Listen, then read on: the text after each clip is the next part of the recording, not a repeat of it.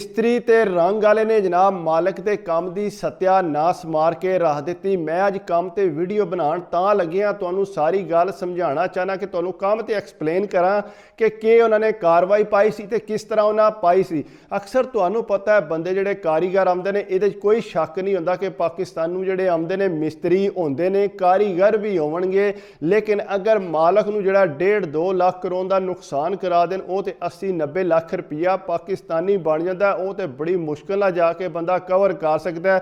फिर बंदे ने की करना है उस कारीगर नू रख के जिहड़ा आउंदिया साथ इतना नुकसान करा दे।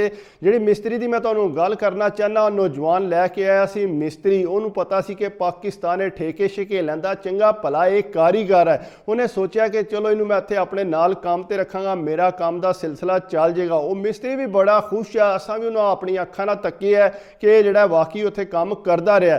उन्हें जनाब ठेके शिके लैंदा सी, उन्हें आख्या ठीक है यार मैं तेनू काम ते अपने नाल लै जाऊंगा। उन्हें दिहाड़ी भी जिहड़ी है चंगी भली उन्होंने दसी कि इतनी मैं तेनू दिहाड़ी देंगा। वो बड़ा खुश हो गया कि आमदिया साथ मैनू काम लभ गया।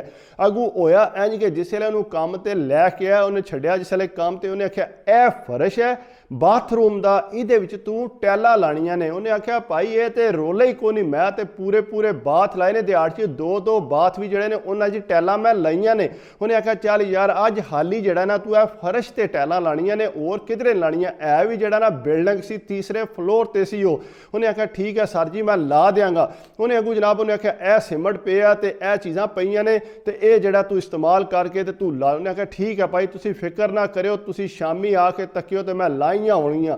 वो जनाब ने आख्या ठीक है, मालिक खुश हो गया, चलो मेरी टेंशन मुक गई है। अगू होया इंज के भाईरा ने यह काम किया। उत्थे जिहड़ा सीमेंट है ना तुहानू पता है मुख्तलिफ किस्म का होंदा है, लेकिन एक जिहड़ा ना यह रंग वालियां दा होंदा है, यह होंदी है मिट्टी।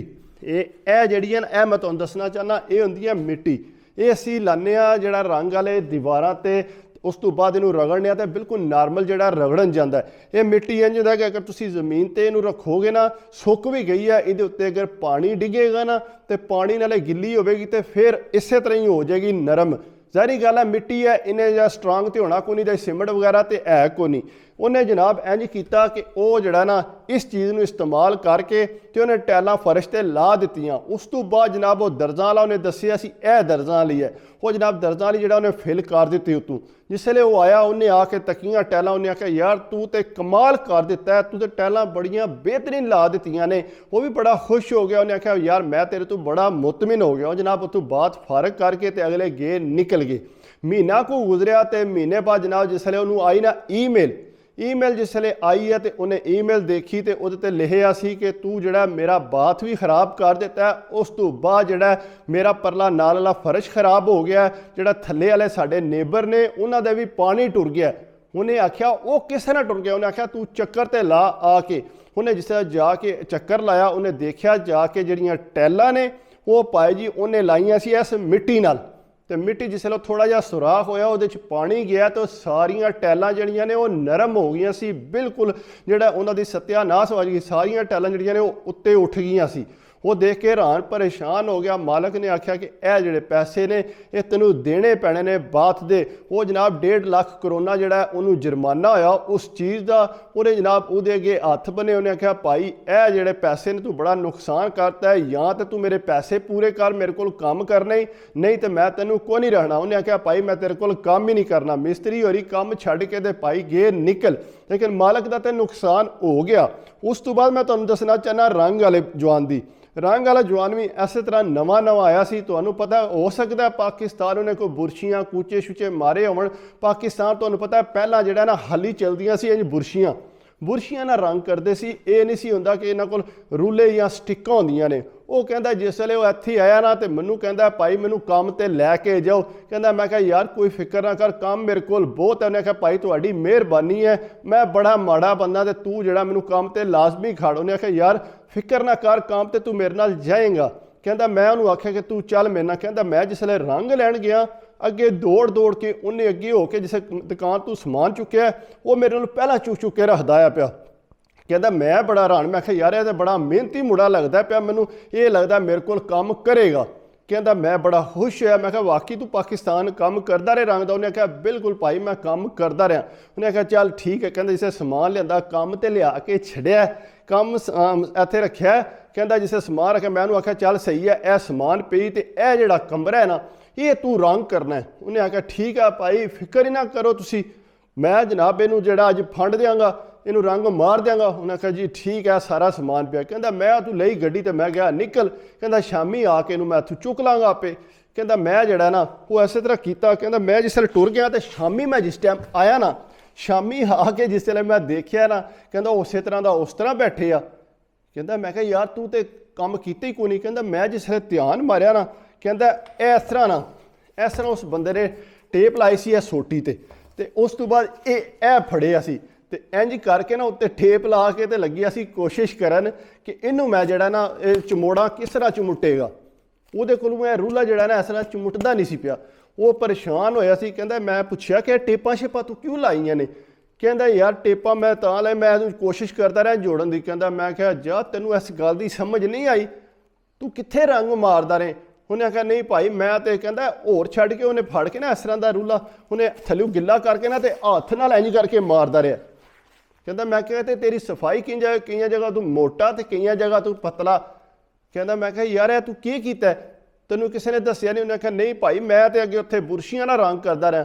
ਉਹਨੇ ਆਖਿਆ ਕਮ ਅਜ਼ ਕਮ ਤੂੰ ਮੈਨੂੰ ਫੋਨ ਕਰਕੇ ਪੁੱਛ ਹੀ ਲੈਂਦਾ। ਇਹ ਜਿਹੜਾ ਜਨਾਬ ਉਹਨੂੰ ਦੱਸਣਾ। ਉਹਨੇ ਕਹਿੰਦਾ ਮੈਂ ਫਿਰ ਉਹਨੂੰ ਦੱਸਿਆ ਕਿ ਇਹ ਸੋਟੀ ਨਾਲ ਇਹ ਸਟੈਂਡ ਜਿਹਾ ਲੱਗਦਾ, ਇਹ ਸਟੈਂਡ ਲਾ ਕੇ ਤੇ ਇੰਜ ਉੱਤੇ ਰੂਲਾ ਚੜ੍ਹਦਾ, ਚਾੜ ਕੇ ਤੇ ਫਿਰ ਜਿਹੜਾ ਰੰਗ ਕਰੀਦਾ।